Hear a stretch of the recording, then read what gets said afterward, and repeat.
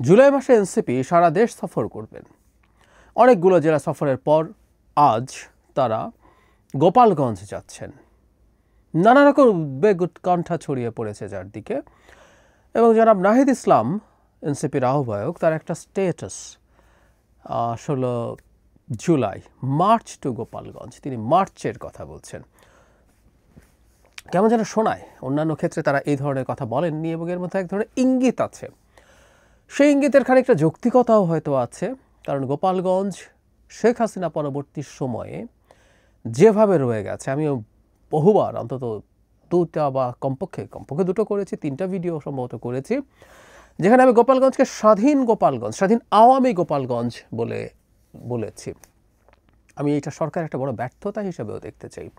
যাই হোক, তারা যখন এখানে যাচ্ছেন, এখানে নানা রকম উস্কানি ছড়িয়ে পড়ছে চারদিকে।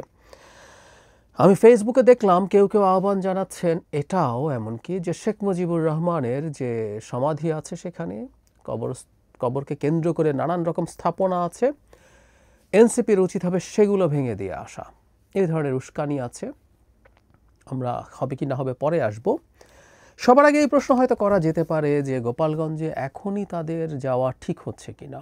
প্রশ্নটা এই কারণে এসছে, আমি ধারণা করি আওয়ামী লীগের অসংখ্য বাংলাদেশের যেসব নেতাকর্মী পালিয়ে যেতে পারেনি, সেরকম অসংখ্য নেতাকর্মী গোপালগঞ্জে আছে, এবং ওই জায়গাটাই ভিন্ন রকম। আমি আর একটা পার্সোনাল এক্সপেরিয়েন্স শেয়ার করি। বাগেরহাট যাচ্ছিলাম গোপালগঞ্জের ওপর দিয়ে, মাঝে গোপালগঞ্জে থামলাম চা খাওয়ার জন্য। খুবই সাধারণ চা বিক্রেতা, তার ওখানে চা খেতে খেতে, পেঁয়াজু খেতে খেতে তাদের সাথে কথা হচ্ছিল। জিজ্ঞেস করা হচ্ছিল, আমাদের সাথে আরও কয়েকজন ছিলেন, তারা জিজ্ঞেস করছিলেন, আমরাও জিজ্ঞেস করলাম যে তারা আওয়ামী লীগের এই যে শেখ হাসিনা যা যা করলো সেই ব্যাপারে তাদের অবস্থান কী। প্রথম একটু সংকোচ, তারপর আসলে তারা সেই জায়গা থেকে খোলস ছেড়ে বেরিয়ে আসলেন এবং জানালেন যে তারা আওয়ামী লীগের সাথেই আছেন, ভোট হলে নৌকাতেই ভোট দেবেন। তখন আওয়ামী লীগের এই নিষিদ্ধ বা এই ঘটনাগুলো ঘটেনি। আরও কিছু মানুষজন এগিয়ে আসে, তারাও একই রকম কথা বলেন। মানে ওই জেলাটার সাধারণ মানুষজনও এখনও আওয়ামী লীগ এবং শেখ হাসিনার প্রতি তীব্র রকম অন্ধত্ব আছে। সেটা থাকতে পারে, আমরা সরিয়ে রাখলাম, কিন্তু ওই যে বললাম যে ওই জিনিসগুলো যখন থাকবে, মানে বিশেষ করে আওয়ামী লীগের নেতাকর্মীরা থাকা, সেটা ঝুঁকিপূর্ণ। সেনাবাহিনী 5 আগস্টের পরবর্তী সময়ে অ্যাটাকড হয়েছে, বিএনপির একটা বেশ লম্বা একটা গাড়ির কনভয় অ্যাটাকড হয়েছে, একজন মারা গিয়েছিলেন। পোস্টার তারা তাদের মতো করে, মানে তাদের কাছে পুলিশ যখন পোস্টার ছিনিয়ে নিতে গেছে, আওয়ামী লীগের লিফলেট ছিনিয়ে নিতে গেছে, সেখানে পুলিশের উপরে হামলা হয়েছে, পুলিশের গাড়িতে ভাঙচুর হয়েছে। সেই সময়গুলোতে আমি ভিডিওগুলো করে বলছিলাম সরকার কি তাহলে একটা স্বাধীন গোপালগঞ্জ মেনে নিচ্ছে, এটা আওয়ামী গোপালগঞ্জ, এখানে আওয়ামী লীগ তার মতো করে থাকবে। এবং আমার দাবি ছিল এখানে একটা সাঁড়াশি অভিযান, একটা চিরুনি অভিযান চালানো দরকার, যেখানে আওয়ামী লীগের সন্ত্রাসীরা যদি লুকিয়ে থাকে তাদেরকে খুঁজে বের করা দরকার। কিন্তু তেমন কিছু আমরা আসলে দেখিনি, এবং সেই প্রেক্ষাপটেই এনসিপি ওখানে যাচ্ছে। এখন দুই দলেরই দিক থেকে নানান প্ল্যান থাকতে পারে। আওয়ামী লীগ যদি এখানে তাদের বিভিন্ন জায়গায় তাদের উপরে হামলা করতে পারে, সেই হামলার পাল্টায় যদি কিছু হয়, সেই ঘটনাটা আলটিমেটলি আওয়ামী লীগের দিকে যাবে, তারা তাদের অন্তত ভিজিবিলিটি দেখাতে পারবে, এবং তাদের উপরে হামলা হয়েছে, তারা উস্কানি দিয়ে যদি হামলা করাতে পারে, সেটা তাদের জন্য পজিটিভ ঘটনা ঘটবে। আমরা শেখ হাসিনাকে তো রীতিমতো এই পরিকল্পনা করতে দেখেছি, তারা এমন কিছু প্রভোগ করবেন যে তাদেরকে হামলা করা হবে।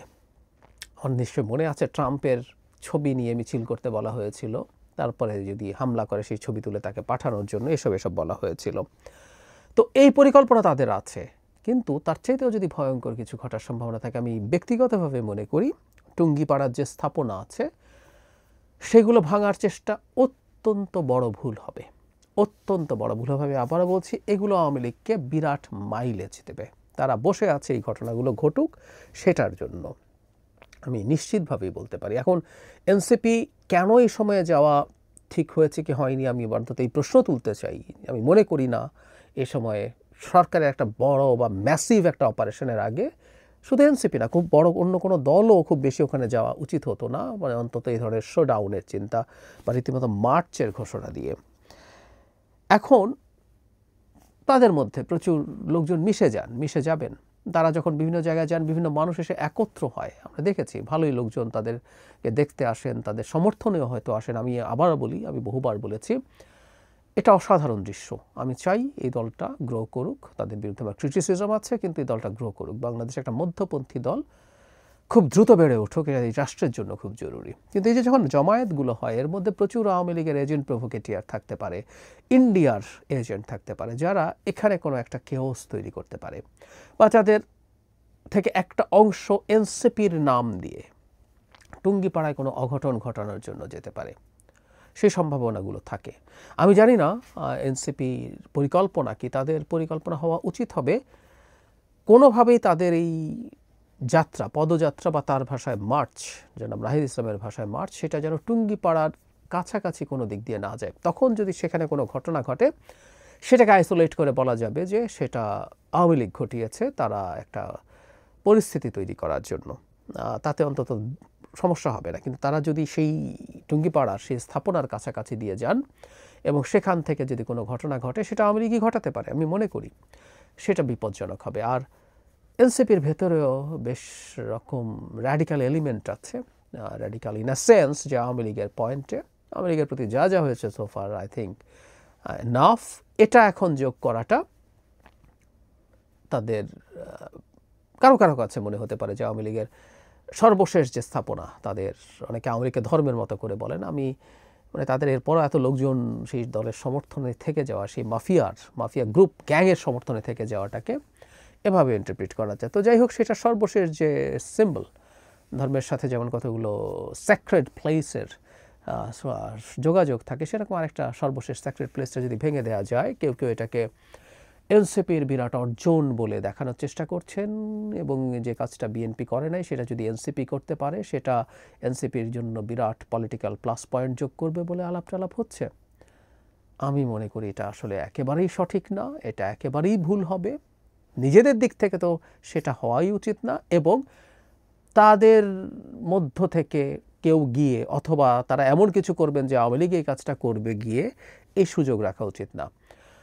আর সরকারের কাছে আহ্বান, এই তারা যারা যাচ্ছেন তাদেরকে অতি পর্যাপ্ত নিরাপত্তা দেয়, এবং তার চেয়ে জরুরি কথা, টুঙ্গিপাড়া স্থাপনা প্রয়োজনে সেনাবাহিনী দিয়ে পাহারার ব্যবস্থা করতে হবে, যেন সেখানে কেউ এনসিপির কেউ অতি উৎসাহী হয়ে অথবা আওয়ামী লীগেরও কেউ কোনো স্যাবোটাজ করার জন্য এই কাজটা করতে না পারে, এটা এনশিওর করতে হবে। সরকারকে এই দায়িত্ব নিতে হবে।